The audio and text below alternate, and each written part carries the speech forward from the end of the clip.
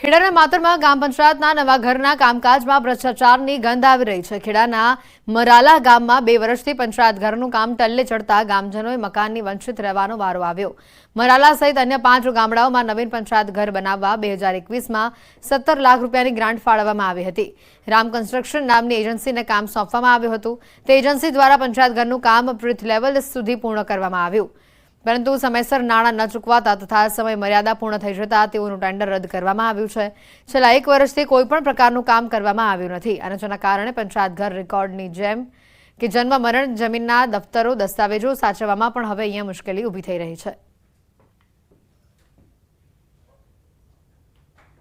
2 વર્ષથી આ બધું ટલ્લે ચડ્યું છે કામ અને પંચાયતના રેકોર્ડ સાચવવામાં બિલકુલ મુશ્કેલી પડે એવું છે। પહેલા અમે કોઈ ઘરમાં ટ્રાન્સફર કર્યું હતું ભાડે, ત્યાંથી બદલીને અત્યારે કોમ્યુનિટી હોલમાં લઈ ગયા છે। ત્યાં એ જર્જરિત છે, ત્યાં વરસાદનું પાણી પડે એવું છે, રેકોર્ડ સાચવવા બધા મુશ્કેલ થઈ ગયા છે। 3 માતર તાલુકામાં 3 પંચાયતોના કામ ચાલુ છે।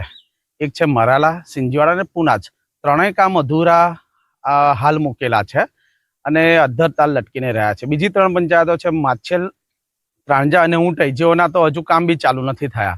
મને લાગે છે કે ભ્રષ્ટાચાર આમાં થયો હોય એવું જણાઈ આવે છે, નહીં તો હાલ કામ આ પતી જવું જોઈએ। અગમ્ય કારણોસર એ લોકોએ માલ સામાન વેચવામાં નાખવામાં થોડો વિલંબ કર્યો હતો, પરંતુ ગઈકાલે જ વાત થઈ ગઈ છે અને મરાલા અને ત્રાંજા ગામે સૌપ્રથમ પંચાયત શરૂ કરી દેવામાં આવશે અને એમાંથી મરાલા જે પંચાયત છે એનો સ્લેબ સુધી કામ પહોંચી ગયું છે। વધુનું કામ આજે શરૂ થઈ જશે અને ત્રાંજા પંચાયતમાં સાફ સફાઈ કરીને કામ શરૂ કરી દેવામાં આવે। ગુજરાત સરકાર દ્વારા ગામડાઓના વિકાસ માટે અનેક યોજના અંતર્ગત લાખો રૂપિયાની ગ્રાન્ટ વિકાસ માટે આપવામાં આવતી હોય છે, પરંતુ ક્યાંક અધિકારીઓ અને કોન્ટ્રાક્ટરોની મિલીભગતના કારણે આ ગ્રાન્ટનો દુરુપયોગ થતો હોય તેવો કિસ્સો ખેડા જિલ્લાના માતર તાલુકામાં બહાર આવ્યો છે। જ્યાં હું વાત કરી રહ્યો છું ગામડાઓનું મુખ્ય ઘર એટલે કે પંચાયત ઘરની। ખેડા જિલ્લાના માતર તાલુકાની અંદર 6 જેટલા ગ્રામ પંચાયત સરકાર દ્વારા મંજૂર કરવામાં આવ્યા હતા, જેની અંદર માછેલ, પુનાજ, સિંજીવાડા, મરાલા, ઊંટઈ તેમજ અન્ય 2 ગામની અંદર એમ કંઈક મળી કુલ 6 ગ્રામ પંચાયતો નવું મકાન મંજૂર કરવામાં હતું। તો એક્ઝિટ પોલ અંગે વિજય રૂપાણીનું પણ નિવેદન સામે આવ્યું છે। ન્યૂઝ 18 સાથેની વાતચીતમાં વિજય રૂપાણીની ખાસ પ્રતિક્રિયા આવી। 400 પારના લક્ષ્યાંકની સામે રૂપાણીનું આ મોટું નિવેદન સામે આવ્યું છે।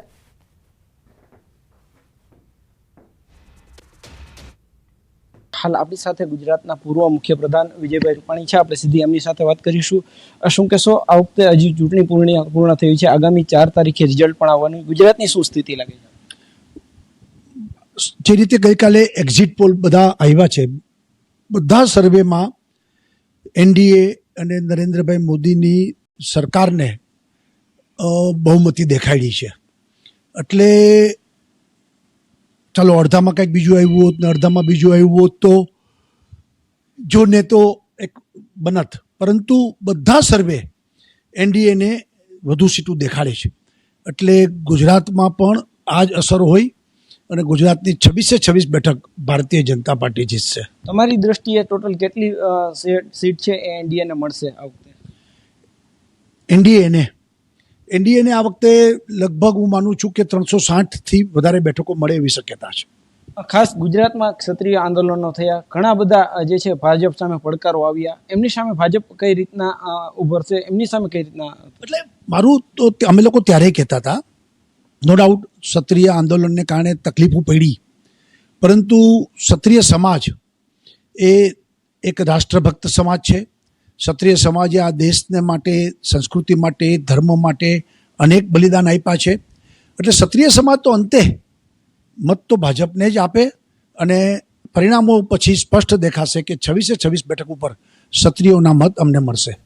ચોક્કસથી આ હતા ગુજરાતના પૂર્વ મુખ્યપ્રધાન વિજયભાઈ રૂપાણી, જેમને ગુજરાતની તો જે છે કીધું 26માંથી 26 બેઠક મળશે, પરંતુ એનડીએને જે છે એ ભારી બહુમતી સાથે ઐતિહાસિક જીત ભાજપને મળશે તેવો પણ તેમણે વિશ્વાસ વ્યક્ત કર્યો છે। હાર્દિક જોશી, ન્યૂઝ 18 ગુજરાતી, રાજકોટ।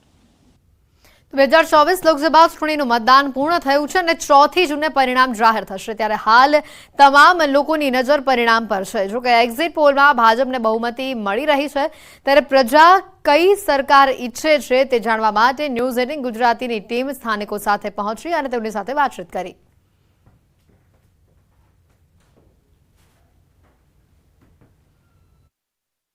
લોકસભા 2024ની ચૂંટણી પૂર્ણ થઈ હવે 4મી તારીખે જેનું પરિણામ આવવાનું છે. ગઈકાલે છેલ્લા તબક્કાનું મતદાન પૂર્ણ થઈ ચૂક્યું છે અને હવે 4મી તારીખે જ્યારે પરિણામ છે ત્યારે જે એક્ઝિટ પોલો છે, એક્ઝિટ પોલો કેટલે વાતે સાચું પડે છે. આપણે ખાસ વાત કરીએ તો જે એક્ઝિટ પોલોની જે પોલ છે એ કે જે 26માંથી 26 જે ગુજરાતમાં આવશે, અન્ય રાજ્યમાં પણ જે ભાજપ બહુમતી લઈ જાય છે, પરંતુ પ્રજા શું ઈચ્છી રહી છે, પ્રજા શું વાત કરી છે, એમની સાથે વાત કરીએ.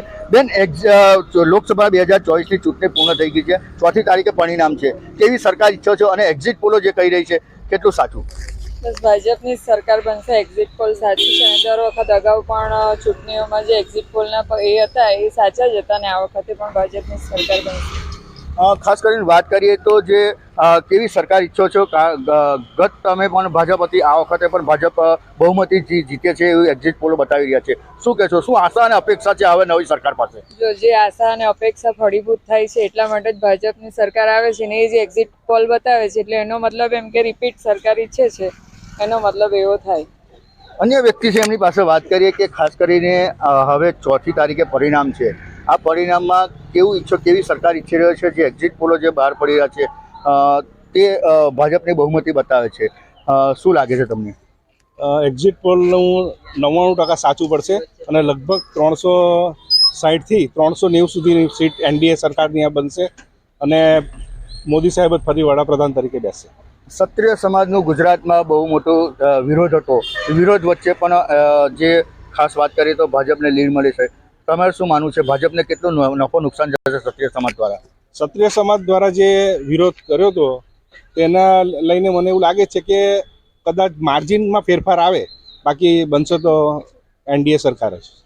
ખાસ વાત કરીએ તો 400 પારને ભાજપનું સૂત્ર હતું. શું લાગે છે તમને? 400 પારનું સૂત્ર હતું, એમાં ભાજપના જ એવું કહેવા માંડ્યા છે કે હવે અમે 400 પાર જવાના નથી અને 5 લાખની મતથી જીતવાની વાત હતી એ સામે ચાલીને લોકો એવું કહે કે હવે અમારું 5 લાખનું ટાર્ગેટ નથી, અમે જીતીશું કે કેમ તે એક પ્રશ્ન છે. એમને મારે પ્રશ્ન કરવો કે તમે જીતશો કે કેમ તે એક પ્રશ્ન છે. કઈ રીતે?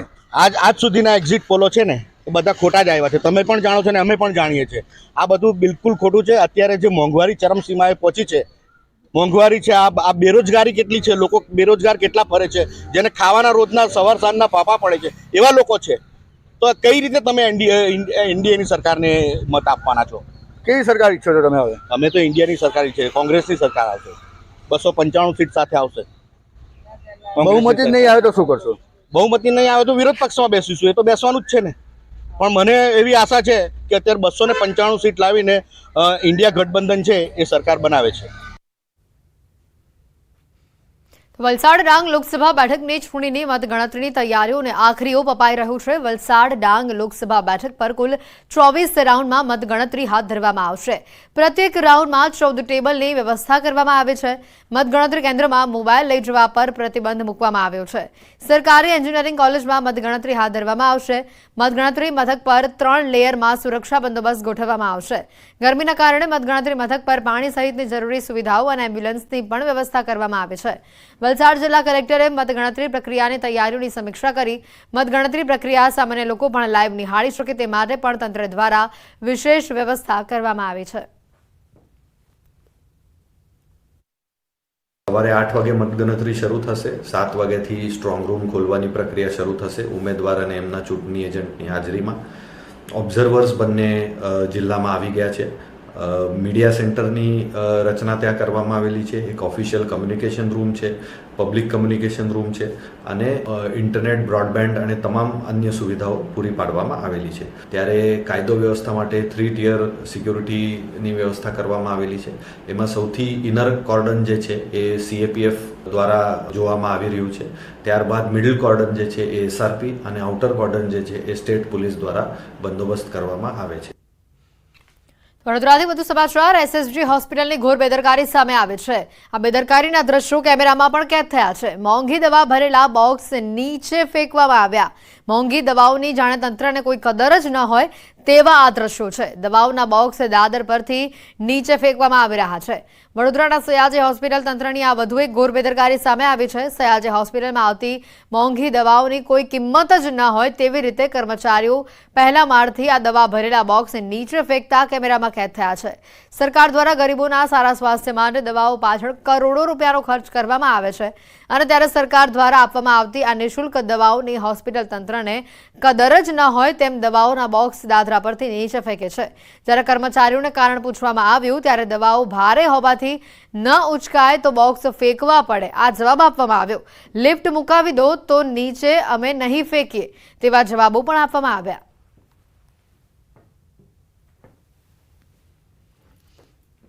તકલીફ એમને લઈને આવવાની તકલીફ પડે ભાઈ. કેવી તકલીફ પડે? આ ઉંચકીને ઉતારવાના બાટલા એટલે તકલીફ પણ બૈરા માણસને એવી રીતે ના ચાલે ને. હવે પડે છે તો પેલા કોન્ટ્રાક્ટર એવું કહે છે કે ફેંકતા નહીં. આ બધી ખેતર ચડાવવાની બોટલ જ ક્યાં લઈ જાવ? પેશન્ટ માટે પેશન્ટને ચડાવે ને એ બોટલો જ. તકલીફ તો પડે જ છે ને. આવી રીતે તો કઈ ઉતાર હતા હશે આ બોક્સ તો કઈ પછી ઉપરથી ફેંકવા પડે તો નીચે જમા રહે કે ઉચકાય ના કે આટલા બધા ભારે બોક્સ કઈ હવા તો કઈ લિફ્ટ મુકાવડાવો કે. તો શિક્ષણ વિભાગના પરિપત્ર અંગે વિવાદ સામે આવ્યો છે. વડોદરામાં પરિપત્ર અંગે શાળા સંચાલક મંડળનો વિરોધ સામે આવ્યો છે. સ્કૂલ પરિવહનમાં બાળકો સાથે અનિચ્છનીય બનાવ બને તો જવાબદારી શાળાની હોવાનો પરિપત્રમાં ઉલ્લેખ થયો છે. શિક્ષણ વિભાગ અને શાળા સંચાલક મંડળો સામે આવ્યા છે. વડોદરા શાળા સંચાલક મંડળે રાજ્યના શિક્ષણ વિભાગને વળતો પત્ર લખ્યો અને પત્રમાં લખ્યું કે ખાનગી વાહનોમાં આવે તે વિદ્યાર્થીઓની સુરક્ષાની જવાબદારી અમારી નથી. વિદ્યાર્થી સ્કૂલના ગેટમાં પ્રવેશે ત્યારથી લઈને બહાર નીકળે ત્યાં સુધી જ અમે જવાબદાર છીએ.